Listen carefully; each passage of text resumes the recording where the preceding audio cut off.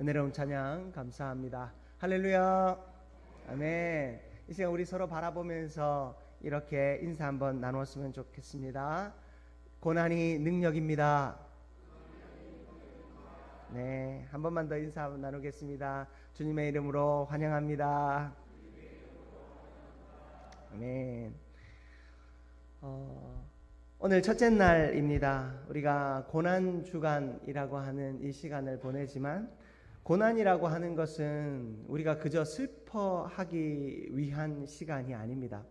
예수님의 고난에 참여한다라고 하는 것은 그 고난의 참 의미를 깨닫는 것이지 그저 함께 슬퍼하고만 있는 것이 아니죠. 우리가 고난의 의미를 깨닫는다라고 할 때 그 고난이라고 하는 것은 겉으로 볼 때는 피를 흘리고 눈물을 흘리고 고통하는 아픔이 거기에 있지만 그 내면에는 무엇이 있습니까? 깊은 사랑이 있었습니다. 여러분, 우리가 고난을 기억할 때 예수의 사랑을 먼저 기억하는 저와 여러분들 되시기를 바랍니다. 우리가 예수님의 고난 앞에 그 사랑을 깨닫지 못한다면 이 고난은 그저 슬픈 일이고 아픈 일이고 있지 않았으면 없었으면 좋겠는 일이다라고 하겠지만 여러분, 여인에게 해산의 고통 후에 하나님께서 그 생명을 허락하시고 그 생명을 통해 평생을 기뻐하고 행복할 수 있는 것처럼 예수님의 그 십자가의 고난이 우리를 해산하게 하셨고 우리를 이 땅 가운데 생명의 자녀 되게 하셨으므로 하나님이 우리를 바라보며 기뻐하시고 행복해 하실 줄 믿습니다. 그러므로 우리의 이 고난주간 특별 새벽 기도의 이 한 주의 시간이 하나님을 기쁘시게 하는 시간 되기를 주님의 이름으로 축복합니다. 아멘. 우리가 돌잔치 같은 데 가보면 이제 아이들과 이제 부모님이 같이 찍은 사진들이 이렇게 전시되어 있고 그리고 아이를 안고 엄마 아빠가 같이 사진 찍는 장면을 이렇게 봅니다. 그러면 유난히도 엄마 아빠를 많이 닮은 아이를 보면 우리도 모르게 웃음이 납니다. 엄마를 특별히 닮은 아이, 또 아빠를 특별히 닮은 아이, 그 아빠의 엄마의 특별한 특징을 쏙 빼닮은 아이의 모습을 보면 모두가 활짝 웃게 되지요. 하나님의 백성으로 또 하나님의 자녀로 살아가는 우리 역시 하나님을 닮는다라고 하는 것은 그저 그냥 누군가에게 웃음을 주기 위한 일이 아닙니다. 부부가 서로 닮는 이유를 제가 한번 말씀드린 적이 있는데 부부가 서로 닮는 이유는 서로의 미소를 보며 함께 웃기 때문이다라고 합니다. 태어난 환경도 다르고 서로의 자란 그 시간들이 다르며 보고 듣고 한 것이 다 다른 사람이 만납니다. 그런데 왜 두 사람이 닮아가는가? 서로를 바라보며 웃을 때 그 웃음이 닮아가서 결국에 화목하고 사랑이 많은 가정은 두 사람이 늘 닮아간다라고 이야기를 하더라고요. 하나님과 우리 사이에 하나님을 묵상하고 하나님의 모습을 늘 우리가 바라보며 예수님의 사랑을 기대하고 그 사랑을 바라보며 그 사랑 안에 살아갈 때 우리는 자연스럽게 예수님을 닮아가고 하나님을 닮아가게 될 줄 믿습니다. 특히 기도라고 하는 것은 우리가 하나님을 닮아가고 예수님을 닮아가는 가장 아름다운 비결이 됩니다. 우리가 기도할 때 하나님을 부르고 우리가 기도할 때 예수님을 찾으며 우리가 기도할 때 하나님의 성품을 닮아가고 우리가 기도할 때 예수님의 사랑을 닮아가게 되는 것입니다. 여러분, 우리가 열심히 주 앞에 기도함으로 예수님 닮은 사람, 하나님 닮은 사람, 그래서 세상 사람들이 바라볼 때도 미소 지을 수 있는 그런 주님의 사람 다 될 수 있기를 주님의 이름으로 축복합니다. 여러분, 오늘 말씀의 제목이 뭐라고 했지요? 깨어 기도할 때 고난은 평범한 일이 됩니다. 여러분, 평범한 일이 무엇입니까? 여러분, 평범한 일을 특별히 기억하시는 분이 있습니까? 여러분, 우리 일상에 자연스럽고 평범한 것은 그냥 지나갑니다. 무슨 얘기입니까? 여러분, 고난이 특별해지기 시작하면 우리 입을 통해서 한탄하는 말, 원망하는 말이 자꾸만 나오게 됩니다. 그것만 생각이 듭니다. 슬프고 아프고 괴롭고 하나님은 왜 나에게 이런 고통을 주실까 하는 원망이 그 입술에서 나올 때 여러분, 우리의 입이 자꾸만 죄를 짓게 되는 것입니다. 그러나 그 고난이 평범한 일상이 되면 나도 모르게 지나갑니다. 고난이 있었는지 어려움이 있었는지 그저 자연스럽게 지나가게 됩니다. 그 지나감 속에서 그 훗날 내가 지나간 날을 돌아보면 이것이 하나님의 은혜였구나를 비로소 깨닫게 되는 것. 여러분, 이것이 어쩌면 진짜 은혜요 기쁨인 줄 믿습니다. 매 순간 고난 때문에 어쩔 수 없이 하나님을 부를 수밖에 없는 인생이 아니라 하나님 안에서 그 고난이 평범한 일상이 되어 누구에게나 찾아오는 고난과 시련이 그저 감기가 한번 지나가는 것처럼, 그저 옷에 묻은 먼지가 한번 세탁하면 그저 깨끗해지는 것처럼 그저 평범하게 지나가지만 나중에 돌아보았을 때 그때 그것이 정말로 큰 위기였고 큰 시련이었고 큰 아픔이었지만 내가 그걸 위기라 느끼지 못하고 아픔이라 느끼지 못하고 고통이라 느끼지 못할 정도로 내가 하나님 앞에 깨어 있었고 하나님의 사랑의 품 안에 내가 있었구나를 발견하게 될 때, 여러분, 그것이 진짜 은혜인 줄 믿습니다. 여러분, 그렇게 되기 위해 우리는 깨어 기도해야 하는 줄 믿습니다. 오늘 본문에는 예수님과 제자들이 함께 기도하는 장면이 소개되어지고 있습니다. 그런데요, 여러분, 36절을 한번 보십시오. 36절 하반절에, 좋은 성경은 빨간색으로 예수님의 말씀이 기록되어 있죠. 내가 저기 가서 기도할 동안에 너희는 어떻게 하라고요? 여기 앉아 있으라. 예수님은 제자들에게 특별한 부담을 주시지 않으셨어요. 저도 늘 그렇습니다. 여러분에게 너무 부담을 주게 되면 내가 그것을 할 수 없을 때 그 부담의 마음이 무엇으로 바뀝니까? 죄책감으로 바뀝니다. 목사님이 여러분에게 기도해야 된다고, 기도해야 한다고 열심히 이야기하는데 참 기도하러 나올 수 없는 환경과 상황에 있는 분들이 있습니다. 그러면 이 특별 새벽 기도에만 돌아오면 마음에 죄책감이 드는 거예요. 그래서 이 특별 새벽 기도의 전후로 교회를 안 나오겠다 하시는 분이 생깁니다. 전도해야 된다, 전도해야 된다, 전도가 사명이다, 전도 안 하는 사람은 신자도 아니다, 막 그렇게 얘기를 하면 이 전도 축제가 있는 날만 되면 그 전도 축제 전후로 한 몇 주씩 성도님들이 교회를 안 나오세요. 왜냐하면 그 마음에 죄책감이 자꾸만 들기 때문입니다. 여러분, 우리가 영적인 부담감, 거룩한 부담은 가져야 하지만 그것이 죄책감이 되면 하나님과의 소통의 문이 막혀버리게 되는 겁니다. 그래서 저는 늘 조심스럽습니다. 여러분께 기도하러 나오라고 끊임없이 이야기하지만, 기도해야 된다고 이야기하지만 여러분, 그것이 죄책감이 되어지면 안 되기 때문에 늘 조심스럽습니다. 그래서 저는 일을 할 때도, 그리고 또 신앙생활을 할 때도, 또 여러분의 앞에서 목회를 할 때도 항상 제 마음에 철칙이 있습니다. 성도들보다 1분이라도 더 하자. 내가 조금 더 하고 성도들에게 말하는 것이 아니라 그저 내가 조금 더 하면서 모범을 보이자, 그런 마음으로 일을 합니다. 제가 부교육자 때도 다른 분들보다 1분이라도 먼저 와서 앉아있기를 바랬고, 다른 사람들보다 1분이라도 늦게 가기를 결단하고 그렇게 행동했습니다. 여러분, 우리의 신앙생활이, 우리의 열심이 다른 이들에게 죄책감이 되지 않게 하기 위해서는 여러분, 우리가 말로 하기보다 먼저 행하는 것이 중요합니다. 예수님께서도 제자들에게 너희들 여기서 기도해, 한순간도 깨어있지 않으면 너희들은 큰일 나는 거야. 내가 사는지 죽는지는 너희들 손에 달려있어. 내 사명이 온전히 이루어지는 건 너희들 손에 달려있어 하면서 제자들에게 압박감을 주지 않은 거예요.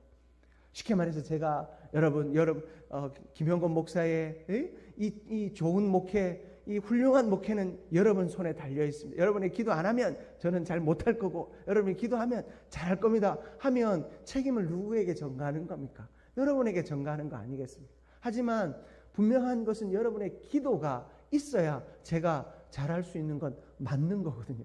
여러분의 기도가 없으면 제가 못하는 건 어쩌면 당연할 수 있는 일이거든요. 그런 책임감을 가지고 여러분들이 기도해야 하지만 제 책임을 여러분에게 떠넘기면 안 되는 거죠. 예수님께서도 마찬가지입니다. 예수님은 제자들에게 뭐라 말씀하십니까? 내가 저기 가서 기도할 동안 너희는 여기 앉아만 있어줘 라고 이야기하는 겁니다. 예수님의 마음은 어떻겠습니까? 내가 저기 가서 눈물을 흘리며 피눈물을 흘리며 기도하고 내 마음이 너무 아프고 괴로운데 너무 고민되고 죽겠는데, 여러분 38절에 한번 보십시오. 38절에 보면 내 마음이, 예수님의 제자들 다에게는 말씀하지 않았지만 37절도 보십시오. 37절에 보면 베드로와 세베대의 두 아들, 베드로와 야고보와 안드레, 이 세 사람에게는 예수님이 진심을 이야기하시는 거예요. 모든 제자들에게는 그저 여기 와서 앉아만 있어줘 라고 얘기했지만 이 세 사람, 예수님의 가장 사랑하는 동역자, 내가 믿고 마음도 얘기할 수 있는 그 동역자 세 사람에게는 어떻게 말씀하십니까? 38절의 이야기입니다. 내 마음이 매우 고민하여 죽게 되었으니 너희는 여기 머물러 나와 함께 깨어 있으라. 이 제자들에게는 조금 더 부담감을 주세요. 조금 더 어떻게 해요? 내가 지금 너무 마음이 힘들고 괴롭다. 내가 지금 당장 십자가에 달려 죽어야 하는데 내가 너무 이 짐이 무겁다라고 솔직하게 이야기하십니다. 그리고는 함께 깨어 있어 달라라고. 다른 제자들에게는 여기 있어 달라라고 얘기했지만 이 사랑하는 제자들에게는 깨어 있어 달라라고 이야기하고 있습니다. 여러분, 저는 이 특별 새벽 기도에 나오신 여러분이 이 베드로와 안드레와 야고보 같습니다. 여러분, 우리가 하나님 안에서 깨어 있어야 하고 깨어 있어야 하는 이유는 하나님을 향한 간구와 부르짖음과 이 사명의 자리가 너무나도 무겁고 힘들기 때문입니다. 여러분, 저 혼자 감당할 수 없습니다. 그리고 여러분들이 투표하여 세워주신 중직자들, 그 사명 감당함이 그들은 결코 홀로 그 일 할 수 없습니다. 예수님께서 제자를 세우신 이유는 함께 하기 위함입니다. 여러분, 제자들이 예수님과 함께 하면서 큰 유익이 되었습니까? 여러분, 겉으로 볼 때는 제자들이 예수님의 사실은 방해꾼 같았어요. 예수님이 하는 일에 대해서 참 이해도 제대로 못하는 것 같고 그저 그냥 멍하니 따라만 다니는 사람 같았습니다. 그러나 여러분, 그 제자들을 통해 나중에 어떤 일이 일어납니까? 예수님이 십자가에 달리실 때는 그들이 뿔뿔이 흩어지며 다 도망쳤어요. 그런 그들이 나중에는 십자가의 복음을 들고 세계 열방 가운데 나아가 순교하며 그 복음의 씨앗을 뿌리고 그 제자들의 복음의 씨앗이 오늘날 우리에게 열매 맺게 되었습니다. 여러분, 예수님의 제자들을 주님이 세우셨을 때는 참 아무것도 아닌 존재들이고 정말 도움 안 되는 존재들 같았지만 예수님과 함께 할 때, 예수님이 기도하시는 자리에 그 먼 발치라도 그 옆에 앉아 있을 때, 그리고 예수님이 눈물로 기도할 때 그저 깨어만 있었을 때, 여러분, 그것이 힘이 되고 능력이 되어 예수님이 십자가의 기쁨으로 달릴 수 있게 되었고, 그리고 그 제자들이 기쁨으로 순교할 수 있는 동력이 된 줄 믿습니다. 여러분, 우리의 이 함께 하는 기도, 무슨 기도요? 함께 하는 기도가 능력이 되고 생명이 되는 줄 믿으시기를 바랍니다. 여러분, 그러함으로 우리는 깨어 있을 때 함께 깨어 있어야 할 줄 믿습니다. 우리가 함께 깨어 있을 때 우리의 고난과 시련이 일상이 되는 줄 믿습니다. 우리 한민교회는 아무 시련이 없었어. 한민교회는 아무 문제가 없었어. 한민교회는 너무 행복했어 라고 생각했는데 또 뒤돌아봤더니 많은 시련이 있었고 고통이 있었는데 그 자리마다 하나님이 계셨고 하나님의 사람들이 있었고 깨어 기도하는 저와 여러분이 있어서 그 시간이 아무렇지도 않게 지나갔음을 비로소 발견하게 되는 그런 은혜가 있기를 주님의 이름으로 축복합니다. 여러분, 우리의 삶도 마찬가지입니다. 동력하는 자들이 필요합니다. 함께 기도하는 자들이 필요합니다. 여러분, 서로 옆을 바라보십시오. 옆을 한번 바라보세요. 여러분, 옆에 있는 분들이 우리의 기도의 동력자임을 믿습니다. 우리 이렇게 축복합시다. 당신은 나의 기도의 동력자입니다. 아멘. 여러분, 우리 주일학교 자녀들도 나왔어요. 여러분들, 저 자녀들이 지금은 아무것도 안 하는 것 같지만요, 이 자녀들이 여러분을 위해서 기도합니다. 여러분, 이 자녀들이 우리 한민교회를 위해서 기도하는 기도의 동력자요 일꾼인 줄 믿습니다. 여러분, 우리 자녀들을 위해서 많이 축복해 주십시오. 여러분, 우리 모두를 많이 축복해 주십시오. 그러면 이 제자들을 통해 예수님이 큰 위로를 얻은 것처럼 우리가 위로를 얻고 하나님이 위로를 얻고 우리 안에 하나님의 놀라운 부흥의 역사가 일어나게 될 줄 믿는 저와 여러분들 되시기를 축복합니다.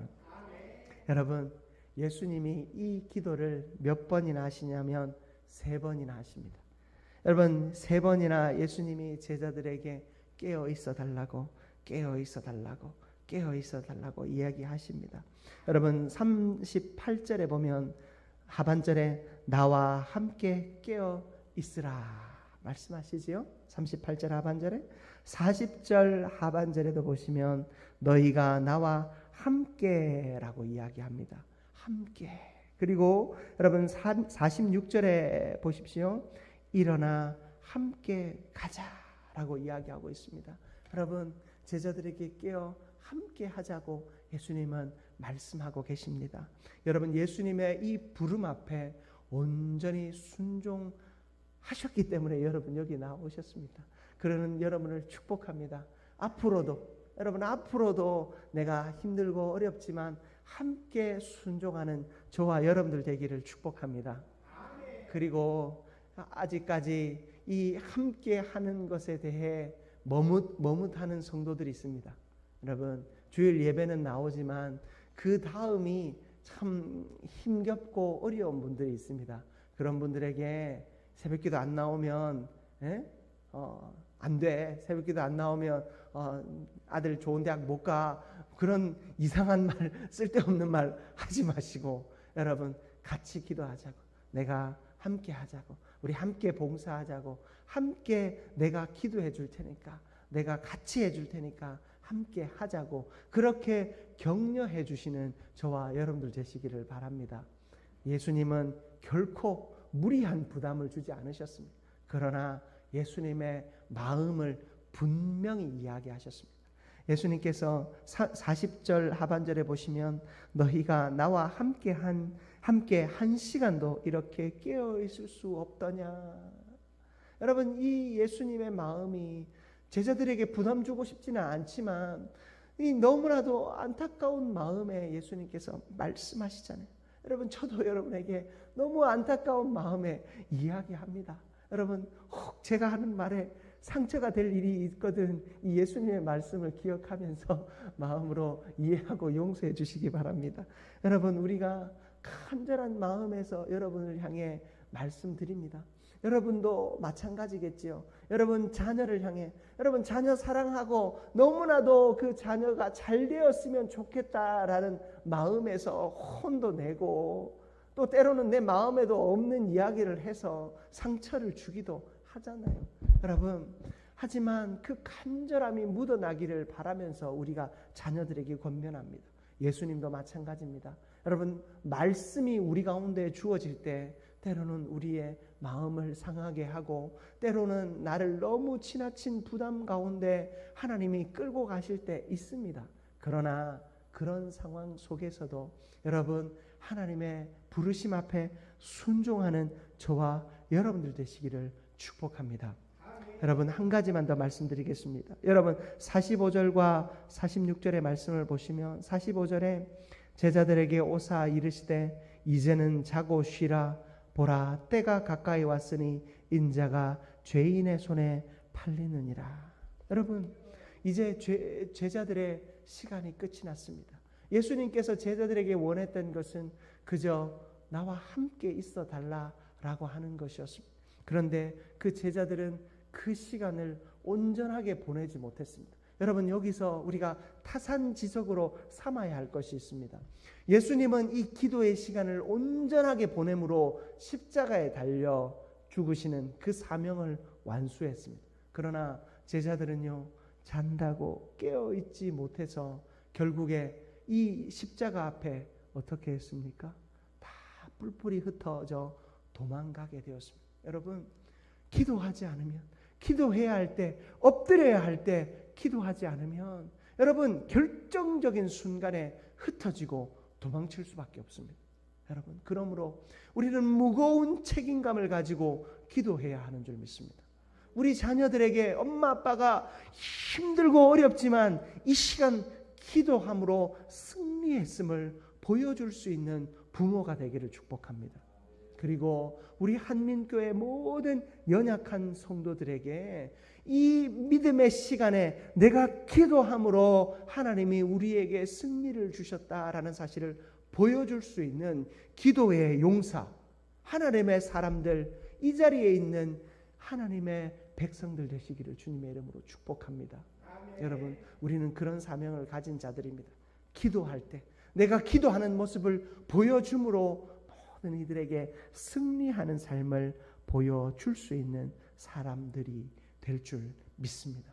아멘. 모두가 제 갈 길로 갑니다. 여러분 이사야 53장 6절 말씀 제가 읽어드릴게요.